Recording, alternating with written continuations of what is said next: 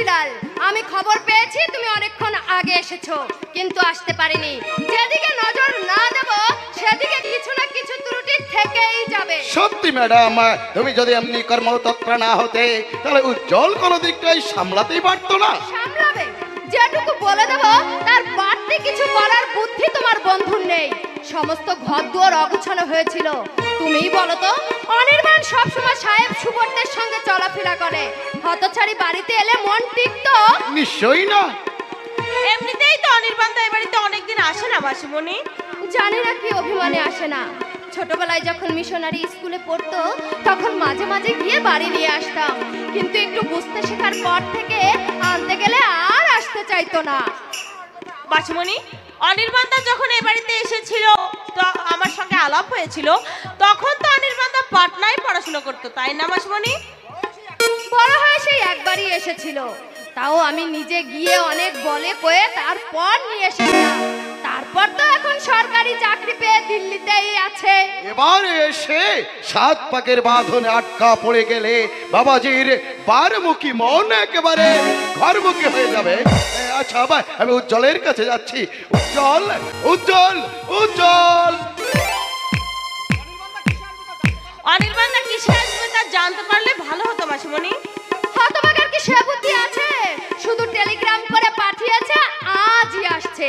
এখন ট্রেনে না প্লেনে সেই জানে। খবরটা জানা থাকলে রিসেপশন জানাতে পারতাম। একমাত্র তুই কিন্তু পারিস মা অনির্বাণকে এই বাড়িতে আটকে রাখতে। আমি কি করে পারবো? মেয়ে হয়ে জন্মেছিস, কি করে পারবি? তাও আবার আমায় বলে দিতে হবে? ধ্রুব, তুই এখানে দাঁড়িয়ে কি শুনছিস? যা বাজার থেকে কিছু ফুল নিয়ে আয়। কুল? অসময় কুল কোথায় পাবো?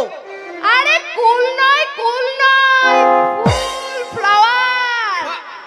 ফুল? ফুল? ফুল কেন লাল হয়?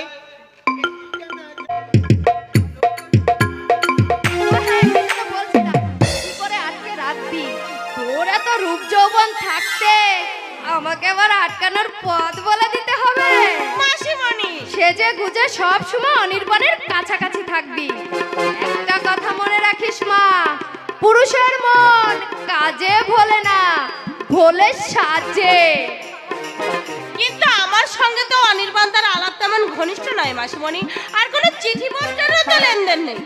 আমাদের কারো সঙ্গে তা নেই, অথচ নিপুণের কাছে সে নিয়মিত চিঠি লেখে। আমাদের সকলের চেয়ে ওই নিপুণই যেন অনির্বাণদার কাছে অনেক বড়, তাই না মাসিমণি? জামা ফুট বলতে অনু কখন এসে পড়বে? ড্রেসিং টেবিলে সবকিছু রাখা আছে, এই মেকআপটা একটু ফাইন টাচ দিয়াই। যাচ্ছে মাসিমণি। বৈশালী, শোন এদিকে আয় তো।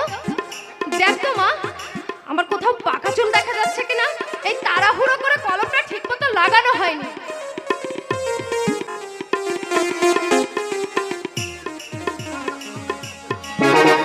না না মাসিমণি, কোথাও দেখা যাচ্ছে না।